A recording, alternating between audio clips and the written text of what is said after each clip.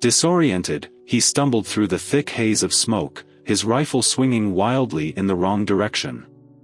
But Zion was already there, his blade flashing like a shard of moonlight through the chaos. Before the man could even think to cry out, Zion's knife sliced cleanly across his throat.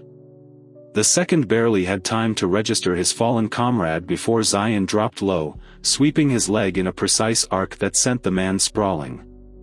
As he tried to recover, Zion drove his blade into the man's chest with brutal efficiency, twisting sharply and yanking it free just as quickly. 2 down. On the balcony, the guard began firing blindly, bullets tearing through the smoke in frantic arcs. Zion pressed himself against the bar, listening intently, timing every movement. When the pattern broke for a split second, Zion moved.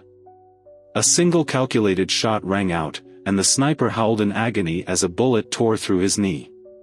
He collapsed onto the railing, clutching at his leg, only for another shot to silence him permanently, a clean strike through the skull.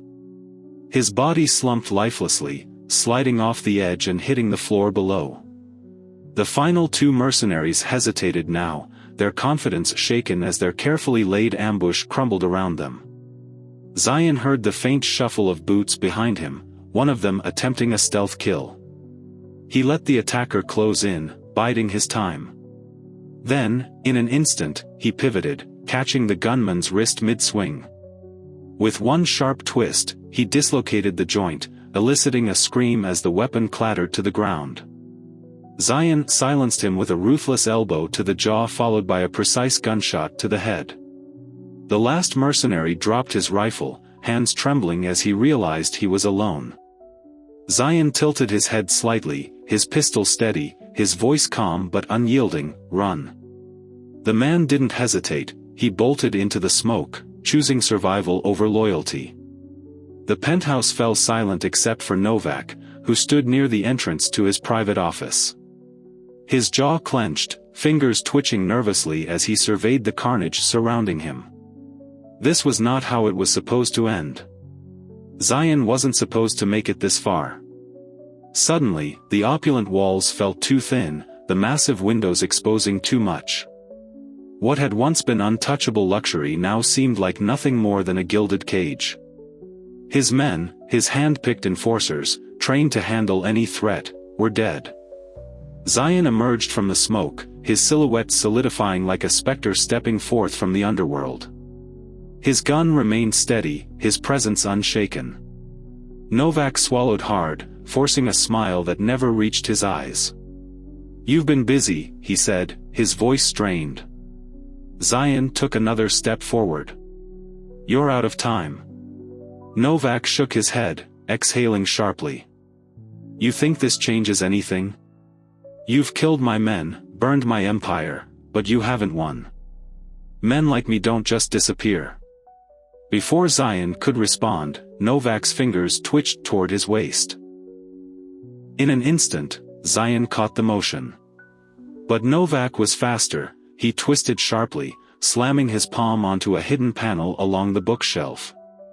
A deep mechanical click echoed through the penthouse, followed by the slow groan of reinforced steel shifting into place. The panic room.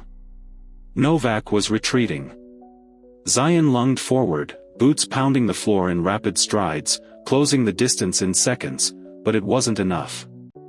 The steel door slid shut just as he reached it, sealing Novak inside.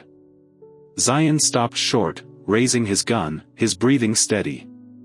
He stared at the reinforced barrier, his mind already calculating the next move. Novak's voice crackled through hidden speakers embedded in the walls, smug and infuriating. "Well, Hawthorne," he said, regaining some of his former arrogance, "that was exciting." Zion didn't react, refusing to take the bait. Novak exhaled slowly. "I'm impressed, really. You've made it further than anyone else ever has. But this," he chuckled, low and mocking. "This is where it ends." Zion placed a hand on the cool metal of the door, running his fingers along its surface. Novak continued, "That door is military-grade, sealed, reinforced, and entirely self-sufficient. You could plant a bomb, but the entire tower would collapse before you made a dent. Zion stepped back, exhaling slowly. Novak chuckled again. You lost, soldier. Without a word, Zion pressed a finger to his earpiece. Malik? I'm already on it, Malik's voice came through immediately. Zion nodded to himself, rolling his shoulders. The fight wasn't over yet. He glanced around the penthouse, scanning for weak points. There was always another way in. Novak had locked himself in a cage, and now Zion simply had to break it open. Zion stood motionless in the ruined penthouse, his breath steady, his body coiled with the tension of battle. His gaze fixed on the reinforced steel door of Novak's panic room. The crime lord had retreated, locking himself away in what he believed to be his final sanctuary. But Zion showed no frustration, no defeat. Instead, he looked like a man who had already decided how this story would conclude. Novak's voice crackled through the intercom, dripping with false bravado despite the panic beneath. You can't get in, Hawthorne. You don't have the time, the tools, or the firepower. You can kill my men, burn my empire, but you can't touch me. Zion ignored him, pressing a finger to his earpiece again. Malik? Working on it, Malik replied instantly. That door's got a biometric lock with an independent power source. No hacking. You're going to have to do this the hard way. Zion adjusted his grip on his weapon, scanning the walls. Running his hand along the seams of the reinforced steel, he dissected its structure in his mind. No lock was unbreakable, no room was truly secure. Novak had built his empire believing that control equaled safety, that walls and wealth could protect him. He was wrong. Zion found the weak point. A manual release panel hidden beneath sleek architecture, designed as a failsafe known only to Novak and his most trusted men. Grabbing one of the fallen guards, he dragged the lifeless body over, pressing the man's bloodied palm against the biometric scanner. The system hesitated, then emitted a sharp hiss. The door unlocked. Zion kicked it open before Novak could react. Inside, the panic room was pristine, a sterile contrast to the destruction outside. Novak stood near the center, a gun in his hand, his face pale, his arrogance crumbling as Zion stepped inside. Novak started, but Zion was already moving. The fight was brutal and immediate. Novak fired the first shot, but Zion twisted aside, the bullet grazing past him. He lunged, closing the distance before Novak could fire again, seizing the gun and wrenching it violently from his grasp. Novak stumbled back, but Zion didn't let up. An elbow slammed into Novak's jaw, sending him reeling. The crime lord grunted, recovering quickly and swinging back with a wild punch. Zion caught his wrist, redirecting the force and driving a sharp knee into Novak's ribs. The air left Novak's lungs in a choked gasp, but his survival instincts kicked in. Desperation fueled his movements as he lashed out, using his full weight to tackle Zion backward, slamming them both into the steel wall. Pain rippled through Zion's spine, but he absorbed it, shifting his weight to use Novak's momentum against him. He spun sharply, reversing their positions and slamming Novak against the cold metal. Novak's fists came up in a frantic attempt to fight back, knuckles splitting as they connected with Zion's forearm. Each blow landed with bone-crunching force, driving Novak to his knees. But Zion wasn't done. Grabbing Novak by the collar, he drove him forward, slamming him onto the steel table in the center of the room. The impact rattled everything, leaving Novak coughing, his body shaking from the sheer force of the assault. Zion stepped back, giving him just enough space to push himself up onto his knees, trembling and contorted in pain. Reaching down, Zion picked up the weapon Novak had dropped, the same gun the crime lord had planned to use to save himself. When Novak saw it, his entire demeanor changed. The fight drained from his eyes. Beyond the next corner. For once, the weight on his shoulders wasn't a burden of vengeance or survival, it was something else entirely. Something heavier, yet strangely liberating. The city stretched out before him, vast and broken, its wounds still raw from years under Novak's iron grip. But there was hope in the cracks, faint but undeniable. Novak had fallen, his empire crumbling like sandcastles against an inevitable tide. Yet Zion knew better than to believe this marked the end.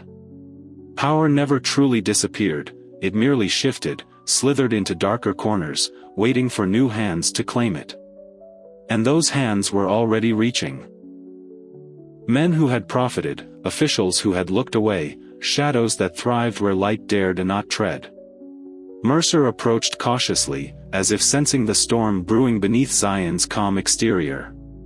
"You sticking around?" he asked, his voice tinged with both curiosity and resignation. He didn't expect an answer, not really.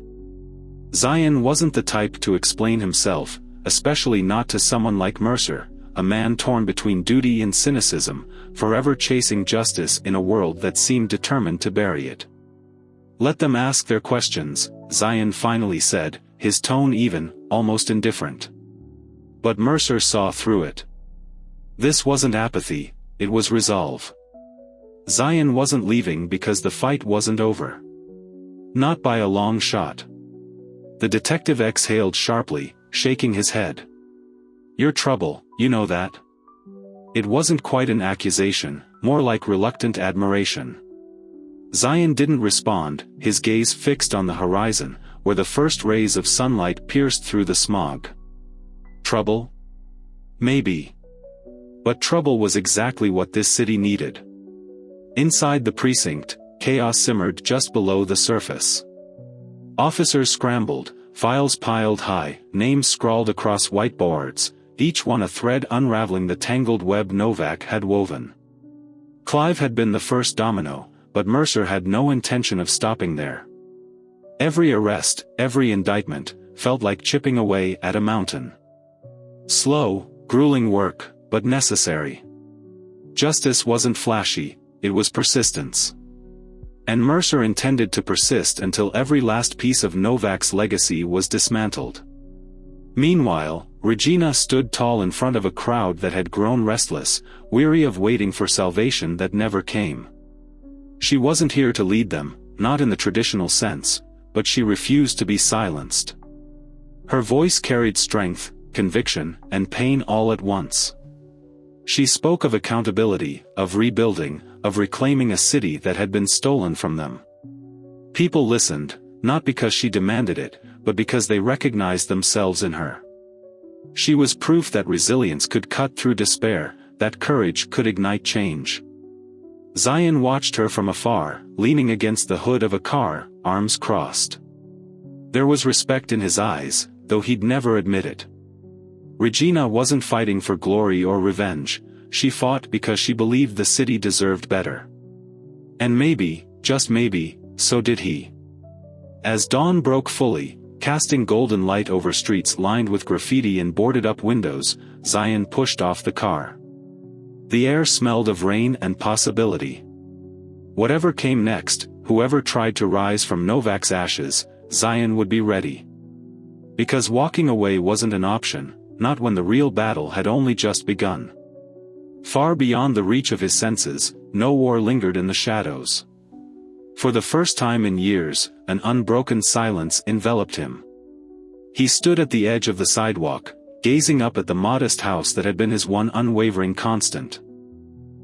A steadfast witness to every storm, hardship, and battle that had sought to strip everything away.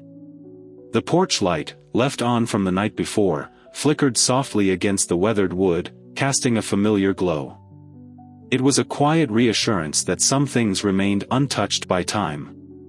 Regina was already awake, seated on the porch steps with a steaming cup of coffee cradled between her hands. Her posture exuded calm, her gaze serene as she watched the morning unfurl around her. Sleep had eluded her not out of fear or worry but because she'd simply been waiting. Zion ascended the steps quietly, lowering himself onto the step beside her. His arms rested over his knees, and for the first time, the full weight of all he had endured pressed down upon him. They sat in silence, the gentle hum of the waking city filling the air, distant traffic rolling through streets, neighbors murmuring as they began their days. Regina took a deliberate sip of her coffee before speaking, her voice steady and resolute. "You stay this time," she said matter-of-factly. Zion exhaled slowly, staring ahead at the empty road stretching before them. His thoughts, once restless, now settled into something quieter. For so long, he had lived life hurtling forward, eyes fixed on the next fight, the next mission, never allowing himself to pause and wonder if there was more beyond it all.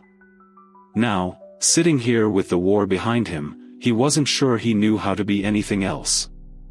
"I don't know," he admitted, his voice softer than he intended. Regina hummed knowingly, as though she'd anticipated his response.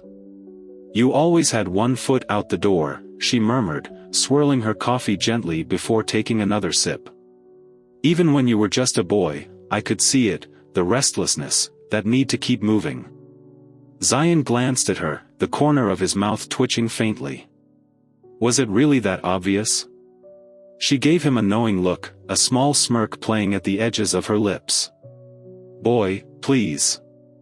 He let out a slow breath, shaking his head slightly, a quiet chuckle escaping him. For a moment, the burden on his shoulders felt lighter. Regina set her cup down beside her, folding her hands in her lap as she studied him intently. "You don't have to stop," she said after a pause, her tone both gentle and firm. "You just have to decide what you're fighting for."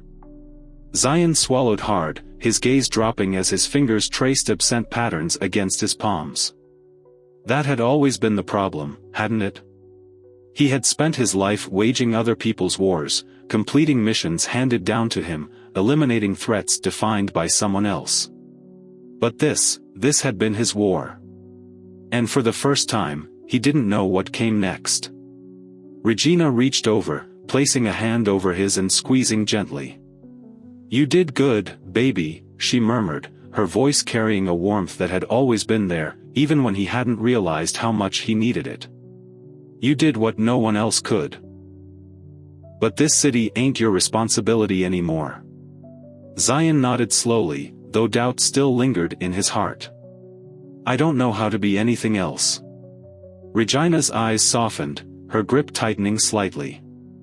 "Then take your time figuring it out." They sat together in the early morning light, watching as the sun climbed higher, painting the sky in hues of gold and pink. The city stirred, breathed, and rebuilt itself from the ruins Novak had left behind. Zion didn't know where he would go next, or if he would stay. He didn't know if the open road would call to him again. But for the first time in a very long while, he wasn't running. Regina gave his hand one final squeeze before picking up her coffee once more, taking another slow sip as she gazed at the awakening world. "Sun's up," she murmured, tilting her head toward the skyline. "Brand new day." Zion exhaled deeply, letting his body relax just a little. For the first time, he allowed himself to believe it. I hope you enjoyed this story. Please share it with your friends and subscribe so you don't miss the next one. In the meantime, I've handpicked 2 stories for you that I think you'll love. Have a great day.